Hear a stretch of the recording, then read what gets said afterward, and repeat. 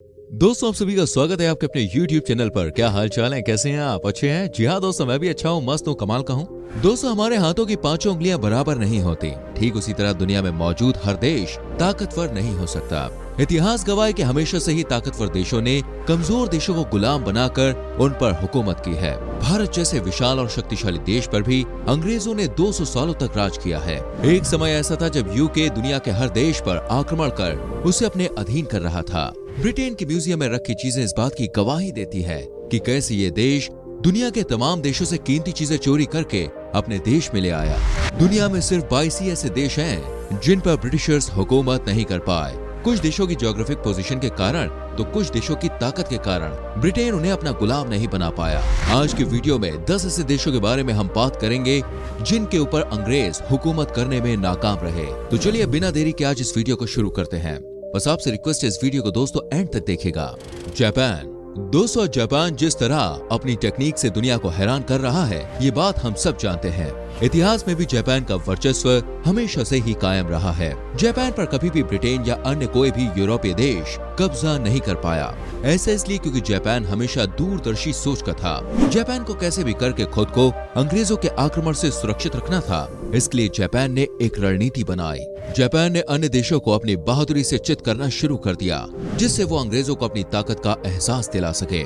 सबसे पहले जापान ने 19वीं शताब्दी में चीन में शासन कर रही चाइना डायनेस्टी को फर्स्ट साइनो जापानीज वॉर में हराया। इसके बाद जापान ने कोरिया और ताइवान को भी अपने कब्जे में ले लिया। सन 1905 में जब रशिया ने जापान पर कब्जा करने की कोशिश की तो जापान ने उसका भी मुंहतोड़ जवाब दिया। रूसो जापानीज वॉर से प्रसिद्ध इस युद्ध में जापान की जीत हुई। इस तरह से जापान ने हर बार विदेशी ताकत के मंसूबों को नाकाम कर दिखाया और खुद को कभी भी गुलाम बनने नहीं दिया। नेपाल। दोस्तों भारत का पड़ोसी देश नेपाल दुनिया के उन चुनिंदा देशों में आता है जिन पर कभी भी कोई विदेशी ताकत राज नहीं कर पाई। नेपाल बहुत ज्यादा ताकतवर देश नहीं था, लेकिन इसकी जियोग्राफिक पोजीशन ने इसे ताकतवर बनाने का काम किया। आकार में नेपाल हमारे उत्तर प्रदेश से भी छोटा है, लेकिन यहाँ की गोरखा आर्मी के बहादुरी के किस्से अगर हम आपको सुनाने बैठे तो ये वीडियो कभी भी खत्म नहीं होगी। जिस समय ब्रिटिशर्स दुनिया को अपना गुलाम बना रहे थे, उस समय उनकी नजर नेपाल पर भी पड़ी। सन 1814 से 1816 तक नेपाल और ब्रिटेन के बीच युद्ध चला। इस युद्ध के दौरान ब्रिटिशर्स ने नेपाल के 30% हिस्से पर तो कब्जा कर लिया, लेकिन वो इससे आगे नहीं बढ़ पाए। नेपाल की बहादुरी देखकर ब्रिटिशर्स काफी प्रभावित हुए और वहाँ की गोरखा आर्मी को ईस्ट इंडिया कंपनी की कॉलोनियल आर्मी में शामिल कर लिया। इसके बाद नेपाल ने ब्रिटेन से अपने बाकी हिस्से भी वापस ले लिए। आज भी भारतीय सेना में गोरखा आर्मी के जवान शामिल हैं। साथ ही आपको बता दें, साल 2008 तक पूरी दुनिया में नेपाल एकमात्र हिंदू राष्ट्र था, लेकिन बाद में डेमोक्रेटिक रिपब्लिक का दर्जा दिया गया। थाईलैंड। थाईलैंड हमेशा से खुद को लैंड ऑफ फ्रीडम यानी आजाद धरती कहता आया है। ऐसा इसलिए क्योंकि इस पर भी ब्रिटिशर्स कभी राज नहीं कर पाए। थाईलैंड साउथ एशिया का देश है और एक समय पर इसके आसपास के मौजूद सभी देशों पर यूरोपियन ताकतों ने कब्जा कर लिया था। थाईलैंड को उस समय किंगडम ऑफ सायम के नाम से भी जाना जाता था। इसके पड़ोसी देश वियतनाम, लाओस और कंबोडिया पर फ्रांस का राज था, तो इसके नीचे स्थित म्यांमार पर ब्रिटेन हुकूमत कर रहा था।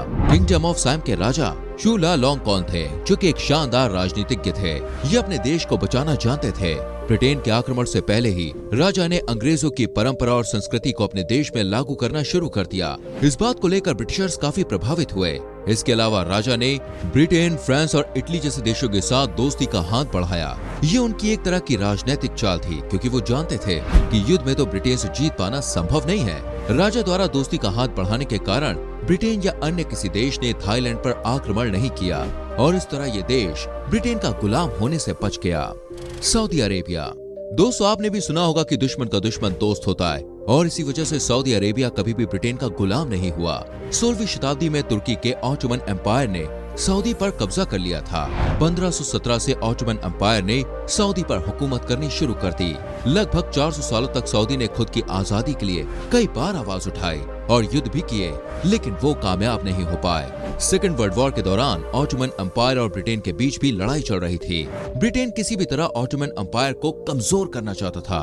उस समय अंग्रेजों ने सऊदी के शाही परिवार को आर्थिक तौर पर मदद की और उन्हें हथियार भी उपलब्ध करवाए।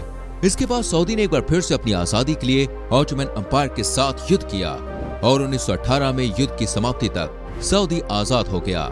सऊदी और ब्रिटेन ने मिलकर ऑटोमन एम्पायर को हराया और इसलिए ब्रिटेन ने कभी भी सऊदी पर हुकूमत नहीं की। सऊदी के जिस शाही परिवार ने सऊदी में ऑटोमन एम्पायर को हराया था, वही परिवार आज भी इस मिडिल ईस्ट देश पर राज कर रहा है। ईरान। आज के समय में दोस्तों जिस देश को हम ईरान के नाम से जानते हैं, वो एक समय पर पर्शियन एम्पायर के नाम से जाना जाता था। बाद में ये एम्पायर अलग अलग हिस्सों में टूट गया और कई देशों का निर्माण हुआ। इस देश के ऊपर हमेशा से ही रशियंस और ब्रिटिशर्स की नजर रही थी और दोनों ही देश पर्शियन एम्पायर को अपने कब्जे में लेना चाहते थे। दरअसल ईरान ऐसी जगह स्थित है जहां से एशिया और यूरोप के बीच व्यापार करना काफी इजी हो जाता है। रशिया ने पर्शियन एम्पायर के उत्तर हिस्से को तो अपने कब्जे में ले लिया था, जो बाद में आजाद होकर तुर्कमेनिस्तान बना। उस समय पर्शियन एम्पायर के ज्यादातर इलाके में कजर डायनेस्टी का राज हुआ करता था और इस साम्राज्य ने कई यूरोपियन बैंक से लोन लिया था। लेकिन लोन न चुकाने के कारण ब्रिटेन ने पर्शियन एम्पायर से कहा कि हम आपके देश को कंट्रोल करेंगे और जो भी कमाई होगी उसका कुछ परसेंटेज आपको देना पड़ेगा। पर्शियन एम्पायर ने सौदे से साफ मना कर दिया, क्योंकि वो जानते थे कि अगर कोई विदेशी ताकत उनकी आय को कंट्रोल करेगी तो धीरे धीरे सारी ताकत उनके हाथ से छिन जाएगी। इस तरह से ब्रिटेन का ईरान पर राज करने का सपना सिर्फ एक सपना रह गया। चाइना। आज दुनिया में महाशक्ति बने कगार पर खड़े चीन की तुलना एक समय दुनिया के सबसे शक्तिशाली ऑटोमन एम्पायर से की जाती थी। चीन की सबसे बड़ी ताकत थी इसकी विशाल आर्मी। चीन की आर्मी इतनी बड़ी थी कि कोई भी विदेशी ताकत इसके ऊपर हमला करने से पहले कई बार सोचती थी। साथ ही चीन के बड़े आकार के कारण रशिया, इटली, यूएसए और यूके जैसे कई देशों की नजर इस देश पर रही। कई बार यूरोपियन देशों ने चीन पर आक्रमण करने की कोशिश भी की, लेकिन बहुत बड़ी आर्मी होने के कारण कोई भी देश चीन के अंदर घुस नहीं पाया। कोरिया। दोस्तों आज के समय में दो हिस्सों में बटे नॉर्थ कोरिया और साउथ कोरिया एक समय पर एक ही देश हुआ करते थे। नॉर्थ कोरिया अपने सन की तानाशाह किम जोंग उन के कारण पहचाना जाता है और यहाँ के नियम कायदे इतने अजीब हैं कि उन्हें देखकर कोई भी अपना सर पकड़कर बैठ जाए। वहीं साउथ कोरिया आज विकास की नई बुलंदियों को छू रहा है। यह देश आज दुनिया में कॉस्मेटिक कैपिटल के रूप में अपनी पहचान बना चुका है। यूनाइटेड कोरिया पर कभी भी ब्रिटेन या कोई भी यूरोपीय ताकत राज नहीं कर पाए। हालांकि ऐसा नहीं है कि कोरिया हमेशा से ही एक आजाद देश रहा। कोरिया पर सन 1895 तक चीन ने शासन किया। इसके बाद कोरिया के अधिकांश हिस्से पर जापान ने आक्रमण कर अपने अधीन ले लिया। कोरिया को लेकर चीन और जापान के बीच 1894 से 1895 में युद्ध भी हुआ, जिसे फर्स्ट चीन जापान युद्ध के नाम से जाना जाता है। भूटान। 200 हिमालयन रेंज के पूर्वी दिशा में बसा हुआ भारत का पड़ोसी देश भूटान हमेशा से ही अपनी प्राकृतिक सौंदर्यता के कारण बहुत ही ज्यादा पॉपुलर रहा। बहुत छोटा देश होने के बावजूद भूटान पर कोई भी विदेशी ताकत कभी भी हुकूमत नहीं कर पाए। भूटान को उसके जियोग्राफिक पोजीशन की वजह से काफी फायदा हुआ और उसकी एक सीमा की रक्षा हिमालय पर्वत श्रृंखला द्वारा की जाती रही। हालांकि जिस समय भारत में ब्रिटिशर्स का राज था, उस समय अंग्रेजों ने भूटान पर भी कब्जा करने की कोशिश की।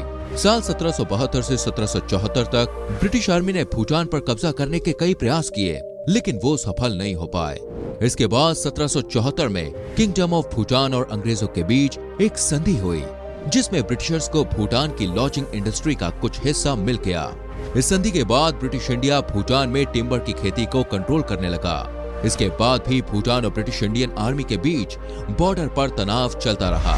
ये तनाव भारत की आजादी के वक्त सन 1947 में खत्म हुआ और दोनों ही देशों की आर्मी पीछे हट गए। इथियोपिया। 19वीं शताब्दी के अंत तक ब्रिटेन दुनिया के ज्यादातर देशों पर कब्जा कर चुका था। वहीं अफ्रीका के लगभग 90% हिस्से पर ब्रिटिशर्स या अन्य यूरोपीय देशों द्वारा हुकूमत की जा रही थी। उस समय भी इथियोपिया देश बिल्कुल सही सलामत था। यह अफ्रीका के पूर्वी हिस्से में बसा हुआ है। 1880 से 1914 तक इथियोपिया पर ब्रिटिश आर्मी, इटली और अन्य कई यूरोपीय देशों द्वारा कब्जा करने की कोशिश की गई, लेकिन कोई भी ताकत इथियोपिया पर राज करने में सफल नहीं हो पाई। सन 1888 में इथियोपिया के राजा ने इंग्लैंड की महारानी को एक खत लिखकर संधि की मांग की, लेकिन महारानी ने उस खत का कोई भी जवाब नहीं दिया। इससे नाराज होकर राजा ने इथियोपिया में मौजूद सभी ब्रिटिशर्स को जेल में बंद करवा दिया। इसके बाद 1896 में इटली ने भी इथियोपिया पर आक्रमण किया। इस युद्ध को फर्स्ट इटैलो इथियोपियन वॉर के नाम से जाना जाता है, जिसमें इटली की सेना की करारी शिकस्त हुई। इसके बाद 1935 में इटली ने मुसोलिनी के नेतृत्व में फिर से इथियोपिया पर आक्रमण किया और इस बार इटली को सफलता मिल गई। लेकिन सन 1941 में हाइले सेलासी एम्परर ने फिर से इथियोपिया को आजाद करा लिया। इस तरह से अगर देखा जाए तो इथियोपिया कुछ साल गुलाम तो रहा, लेकिन ब्रिटेन कभी इस देश पर हुकूमत नहीं कर पाया। अफगानिस्तान। दोस्तों, जब से तालिबान ने अफगानिस्तान पर कब्जा किया तभी से अफगानिस्तान के लोग की जान खतरे में है। ऐसा पहली बार नहीं है कि जब दुश्मनों द्वारा अफगानिस्तान पर कब्जा करने की कोशिश की गई हो।